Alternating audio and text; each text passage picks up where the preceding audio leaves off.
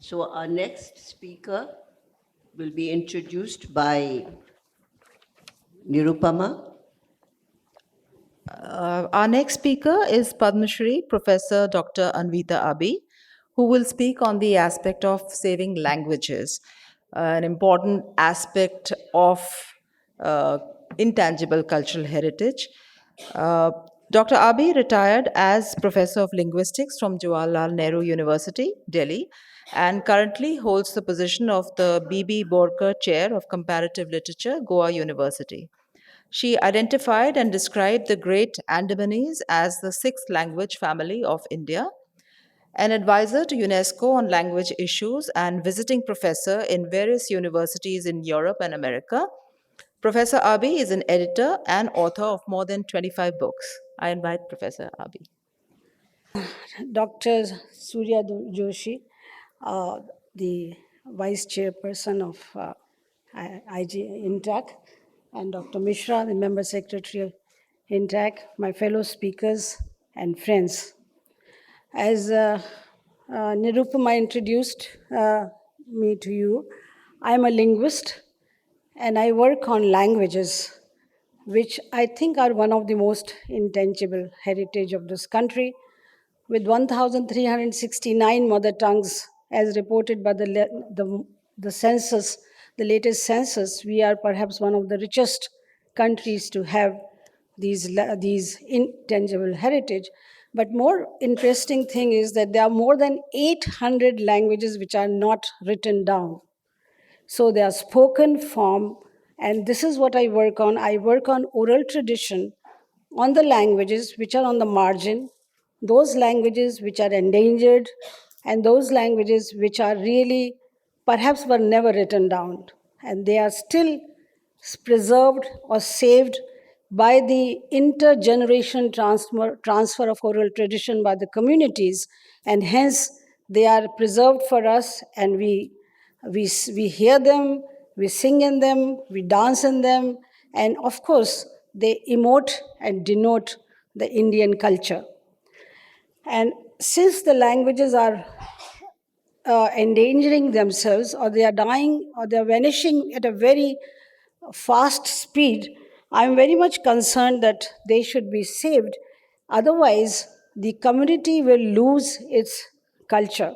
And that is an important aspect of the oral tradition, because oral tradition saves you from the amnesia of your indigenous culture in the wake of this new or onslaught of demographic onslaught, or the social or the political onslaught. So these are to save themselves from any kind of subjugation or onslaught. This is very important that the language and the communities save their languages to preserve their culture. Oral narratives have helped the Adivasi community, since I work on most of the time the endangered languages. The Adivasis I handle, I deal with Adivasis most of the time. All my life I have worked on tribal languages. I sometimes feel I myself as one of them. These communities negotiate the cultural amnesia brought on by communities encounter with cultural and religious as well, demographic and other forces of change stronger than its own. And that's why myths and narratives are instrumental to perpetuate knowledge, values, and aesthetics of human thoughts and actions. And this brings me to the very significant phenomena of creation tales.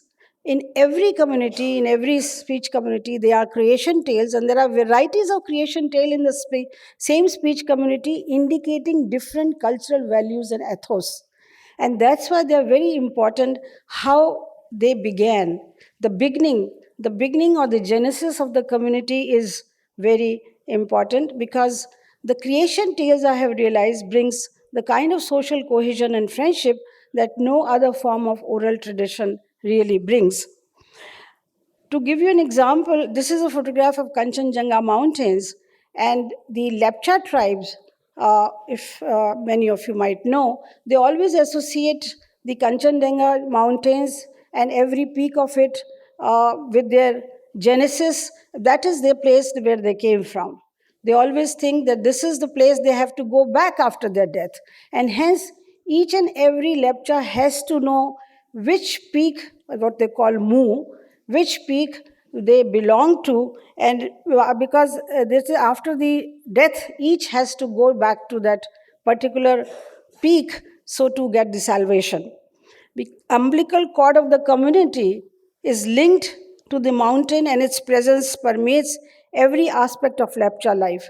And because Kanchenjunga does not give any kind of divisive indication, the Lepchas across India, Bhutan, Sikkim, they all look at the Lepcha, the Mount Kanchenjunga, and associate themselves the same way. So there is a continuity of culture across these national boundaries. National boundaries are created by us, not by them.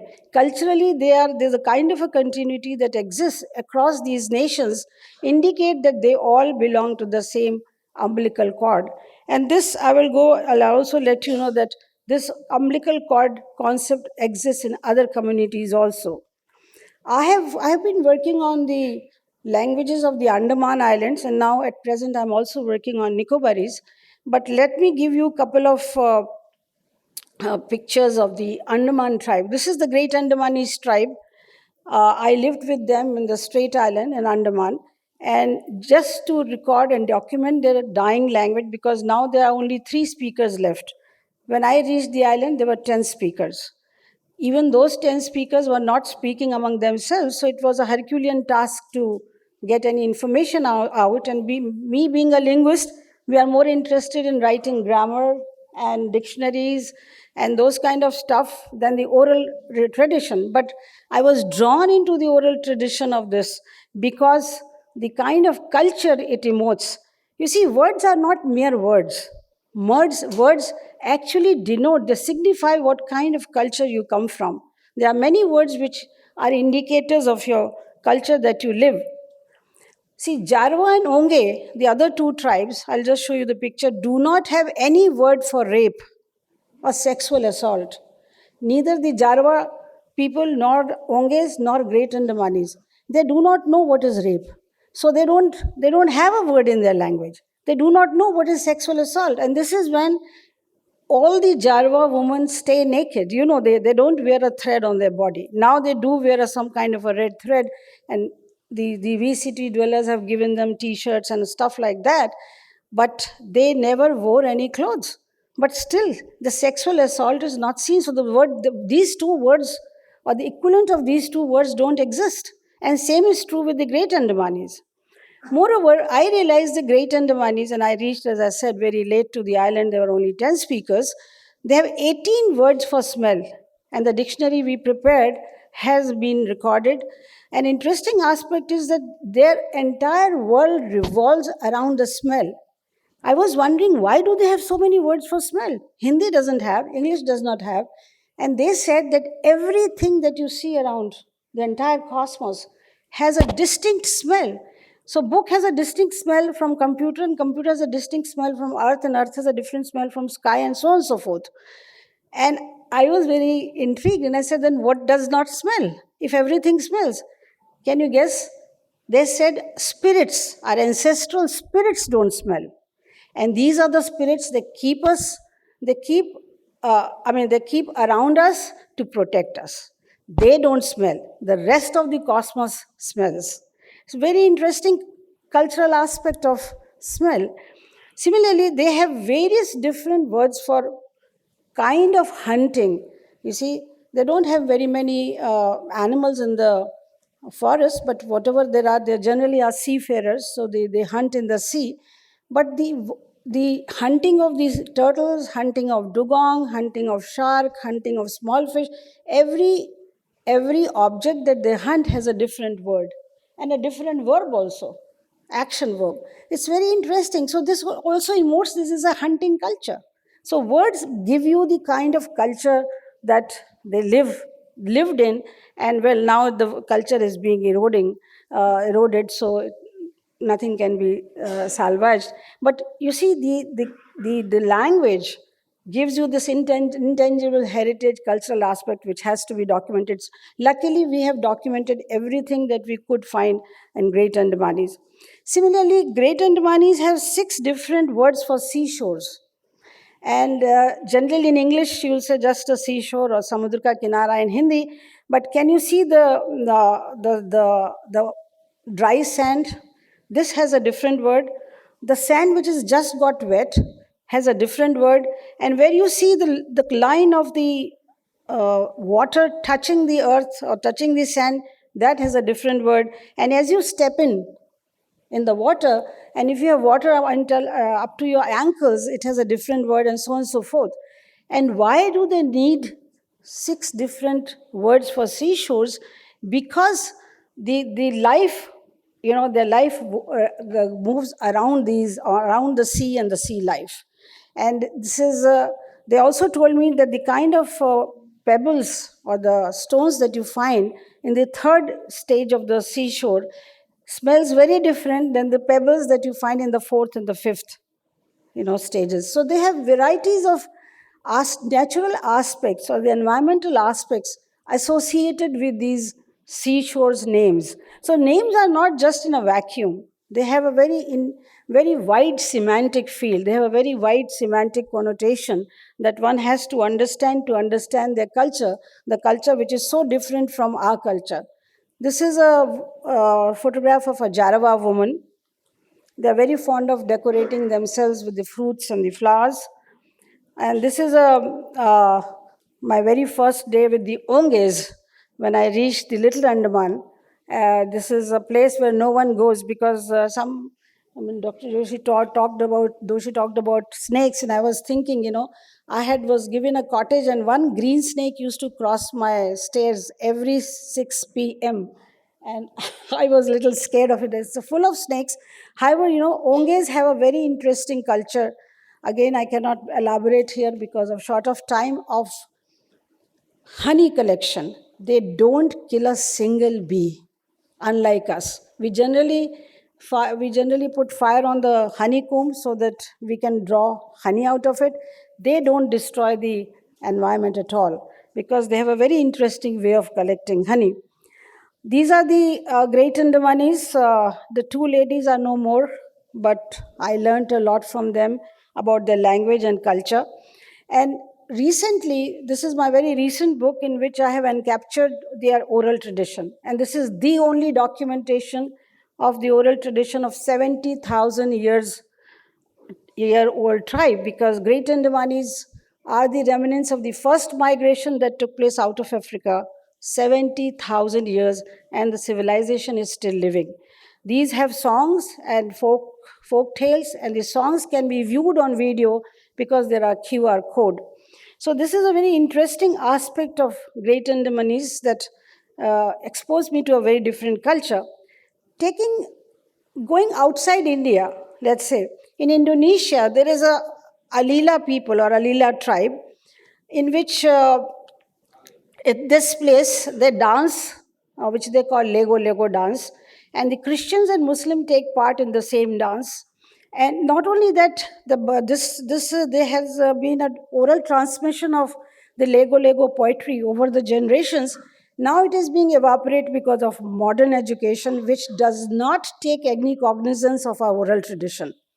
There is nothing wrong about the written tradition, but along with that, none of our schools have preserved our oral tradition. With the result, in Abui language, look at the poetry. I have not brought the whole song, just a few lines, so you would know what the Lego dance really emotes. It says, Pidai mamenu kafaeng, we are brothers and sisters. Tumhei tafuning nu ale, we come from one placenta. Now, this placenta that we talked about earlier also comes in the Lego dance in Indonesia. Lame horok doi tanlol, the path of every mountain and every valley. Then buildon udeng tel men. Then tagamen mofo milwang, partly of Christian and partly of Muslim. The cohesion that is there between Christian and Muslims is worth seeing. In a recent earthquake, the Christians lost their church, but in rebuilding the church, Muslims helped them a lot.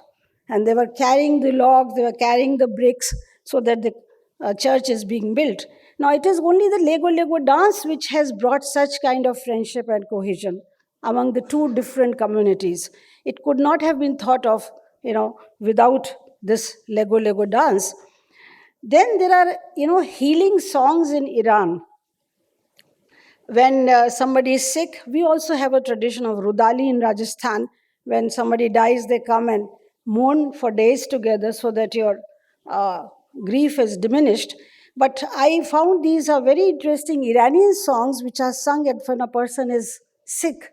So there are songs, healing songs. Then there are songs, dances, storytelling. They are not just a namesake of cultural intangible heritage, but facilitate communities to bear the brunt of colonization.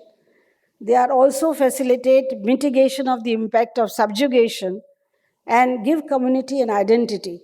Ultimately, when language is lost, what stays the longest in person's memory are the songs. And the proof are the diaspora communities living in Trinidad. They still do not speak Bhojpuri. They migrated from this place 200 years ago. They do not speak Bhojpuri, but they still sing all the folk songs in Bhojpuri. So the oral tradition, I think, is very significant, intangible cultural heritage that we should try to preserve, and we can also understand our culture through those. Thank you. Thank you, Professor Anvi. That was a fascinating connection you made between culture and language and gave us an insight into the great wisdom of the Andamanese language. And also you brought into focus all the healing songs and other songs, which we will now try to document in intact very seriously.